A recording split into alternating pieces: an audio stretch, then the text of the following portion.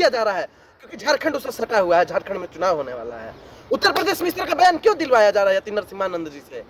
इसलिए दिलवाया जा रहा है क्योंकि उत्तर प्रदेश के 10 विधानसभा की सीटों पे चुनाव होने वाला है। आज वो लोग नबी पे सवाल उठा रहे हैं, कल होकर के सनातन धर्म पे सवाल उठाएंगे, परसों होकर क्रिश्चियनिटी को टारगेट करेंगे, उसके बाद बुद्धिज्म को टारगेट करेंगे। कहाँ तक ये उचित है? आप बताइए, जब भारत का संविधान इस चीज की इजाजत देता है कि हर धर्म का व्यक्ति यहाँ रह सकता है, हर संप्रदाय का व्यक्ति रह सकता है, हर जाति का व्यक्ति रह सकता है, all Indians are brothers and sister, all Indians are equal, जब हर एक व्यक्ति यहाँ पे एक बराबर है, एक समान है, तो फिर सभी का सम्मान क्यों नहीं होना चाहिए? भगवान है योगी जी, भगवान हो रहे हैं, वो आपके भगवान हैं। जाके योगी जी भगवान की बात नहीं है। जय योगी बाबा, ओम जय योगी बाबा कीजिए जाके। महाराष्ट्र में इम्तियाज जलील साहब गए थे, कैसे तुम लोगों की खटिया खड़ी हो गई थी, रोने लगे थे तुम लोग, रोने लगे थे, एकदम मरने लगे थे। फिर इम्तियाज जलील पहुंच गए यहाँ पे, FIR करवा देंगे, कार्रवाई हो जाएगी इन लोगों पे।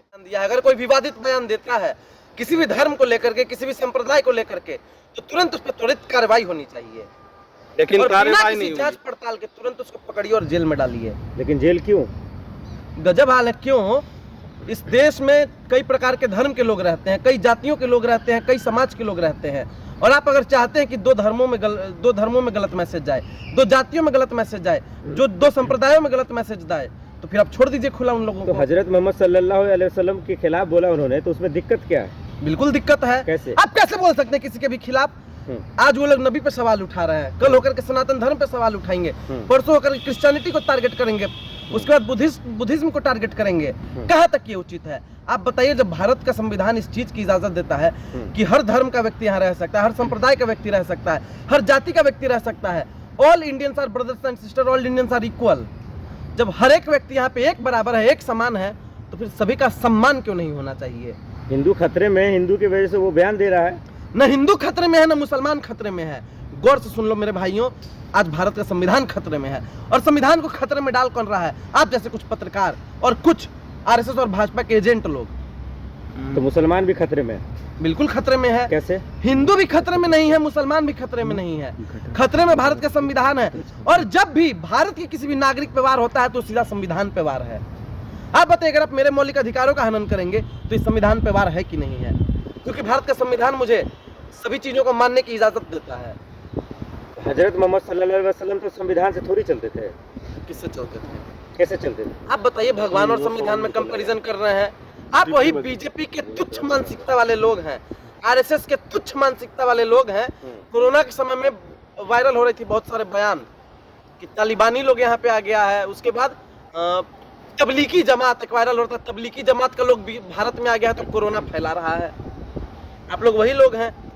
टीवी डिबेट्स होता था, भाजपा के प्रति चिंटू बैठ जाता था, टकला साहब आप भी जानते हैं, उसका नाम मैं नाम नहीं बताना चाहूंगा, बैठ कर कहता था शरिया कुरान, फिर उसके बाद कहता था कि भारत किससे चलेगा, संविधान से कि शरिया से। ये कोई मतलब है? अरे काम की बात करो भाई। तो यति नरसिम्हानंद का बयान संविधान के हिसाब से गलत था या मुसलमान या मुस्लिम के हिसाब से गलत था? हर तरीके से गलत था, संवैधानिक तरीके से बहुत गलत था। मुसलमान चुप क्यों है? मुसलमान चुप कहाँ है? चुप हर कोई देखिए, जो मुसलमान भाजपा से पैसे ले लिया है आपके जैसा, वो चुप है, बाकी कोई मुसलमान चुप नहीं है। हर एक आदमी आवाज उठा रहे हैं इन लोगों के खिलाफ, और गलत को गलत और सही को सही कहना होगा, नहीं तो एक दिन मारे जाओगे सबके सब। इतना FIR हुआ है लेकिन फिर भी उसकी अरेस्टिंग नहीं हुई है। अरेस्टिंग होगी? अरे बेशर्म आदमी, पता देखते देखते हो कुछ। महाराष्ट्र में इम्तियाज जलील साहब गए थे, कैसे तुम लोगों की खटिया खड़ी हो गई थी, रोने लगे थे तुम लोग, रोने लगे थे, एकदम मरने लगे थे। फिर इम्तियाज जलील पहुंच गए यहाँ पे, FIR करवा देंगे, कार्रवाई हो जाएगी इन लोगों पे। अरेस्टिंग क्यों नहीं होती है? सिर्फ FIR होता है, अरेस्टिंग नहीं होता। देखिए, सबसे बड़ा कारण इस चीज का है, गौर कीजिएगा इस बात पे। आप लोग चुप रहे, हंसो मत पत्रकार भाई, आप लोग इस चीज पे गौर कीजिए। महाराष्ट्र में एक बयान दिया जाता है, महाराष्ट्र में ये बयान क्यों दिया जाता है? क्योंकि महाराष्ट्र में विधानसभा का चुनाव होने वाला है, और चुनाव होने वाला है, इसीलिए इस मामले को हिंदू मुसलमान का एंगल दिया जाए। और उसके बाद ओवैसी साहब आए, कुछ इधर से वोट काट ले, और भाजपा RSS आए, कुछ इधर से वोट काट ले, और बाकी जो है खत्म हो जाए, और बीजेपी की सरकार बन जाए। इसीलिए दिया जाता है इस बयान। उत्तर प्रदेश में इस तरह का बयान क्यों दिया जा रहा है? क्योंकि झारखंड उससे सटा हुआ है, झारखंड में चुनाव होने वाला है। उत्तर प्रदेश में इस तरह का बयान क्यों दिलवाया जा रहा है यति नरसिम्हानंद जी से?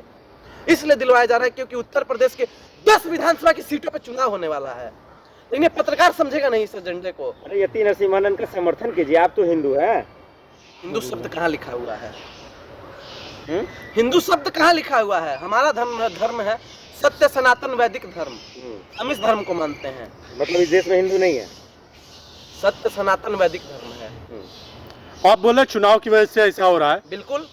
तो योगी जी से पंगा ले रहा हो, योगी जी को कुछ भी बोला? भगवान है योगी जी, भगवान हो रहे हैं वो, आपके भगवान हैं। जाके योगी जी भगवान की बात नहीं है। जय योगी बाबा, ओम जय योगी बाबा कीजिए जाके। अरे बात योगी जी की नहीं है, बात यह है कि एक मुख्यमंत्री को भी इस तरह से बोल रहा है, आदमी हो। जब मोहम्मद साहब को बोल रहा है। जब हमारे अखिलेश यादव मुख्यमंत्री थे, मुख्यमंत्री के पद से हट रहे थे तो गंगा जल से धो रहे थे तुम लोग, और योगी को भगवान कह रहे हो। सेंस है, भगवान बोला है? कहाँ से सेंस लाते हो भाई ये सब? भगवान बोला है योगी कहाँ जी से को? सेंस लाते हो ये सब? हाँ? समझने वाली बात है। योगी आदित्यनाथ देखिए, विरोध उनका हो रहा है तो होना चाहिए, सीधी सी बात है। और योगी एक आम इंसान है, एक मुख्यमंत्री है सिर्फ उत्तर प्रदेश का, उससे ज्यादा कुछ नहीं है। लेकिन आप पैगंबर साहब पे सवाल नहीं उठा सकते हैं। मैं एक लाइन की बात, अरे उन्होंने पैगंबर साहब को भी बोला, उसके बाद योगी जी को भी बोला, अब्दुल कलाम को भी बोला, सबको तो उसने बोला है। शर्म आदमी भारत के पूर्व राष्ट्रपति रहे हैं, अब्दुल कलाम मत बोलो, डॉक्टर एपीजे अब्दुल कलाम बोलो, इज्जत हाँ। के साथ, सम्मान के साथ, नहीं तो कैमरा वैमरा सब छीन लिया करेंगे तुम। कहाँ से पत्रकारिता की है? अरे तो योगी जी भी तो वर्तमान मुख्यमंत्री हैं, उनसे आपको नहीं दिख रहा है उनका भी तो बेइज्जती कर रहा है ना नरसिम्हा राव। ए सुनिए, एक मुख्यमंत्री की ये भाषा होती है, भाइयों और बहनों बटोगे तो कटोगे, ये मुख्यमंत्री की भाषा है, चुने हुए मुख्यमंत्री की भाषा है ये। जहाँ भी जाएंगे धर्म संप्रदाय का आप लोग जहर खोलने का काम करेंगे, तो सनातन धर्म वाले को जोड़ने की तो बात कर रहे हैं वो, आप भी सनातन धर्म कहाँ जोड़ने की बात कर रहे हैं? वो बटोगे तो कटोगे कह रहे हैं, बताइए। आखिर इस तरह के बयान क्यों आ रहे हैं? कि सनातन धर्म की जितने वही भी इशारा मानने वाले है, लोग वही इशारा इकट्ठे हो जाओ। देखिए उनका इशारा है बीजेपी के अंदर ही, जैसे गडकरी जी का एक अलग गुट हो गया है, मोदी जी का एक अलग गुट हो गया है, अभी निर्मला ताई का भ्रष्टाचार सामने आया है, वो अलग गुट हो गया है। तो सब एक दूसरे से नाराज है और भाजपा में अंदर ही अंदर सिर्फ फुटबॉल जारी है। तो इसको लेकर के वो कह रहे हैं कि मेरे बीजेपी के भाइयों तुम लोग बटोगे तो कटोगे। मतलब निर्मला जी अलग बट गई, जेल चली जाएंगी, तो फिर वो मोदी जी को एक्सपोज करेंगी कि अरे ये आदमी इलेक्टोरल बॉन्ड का घोटाला किया था, वो जेल जाएंगे। फिर मोदी जी जेल जाएंगे तो अमित शाह को एक्सपोज करेंगे कि यहाँ यहाँ ऐसा हुआ था। फिर अमित शाह जेल जाएंगे तो योगी को एक्सपोज करेंगे। तो इसलिए योगी जी कह रहे हैं क्योंकि वो जेल न चले जाए।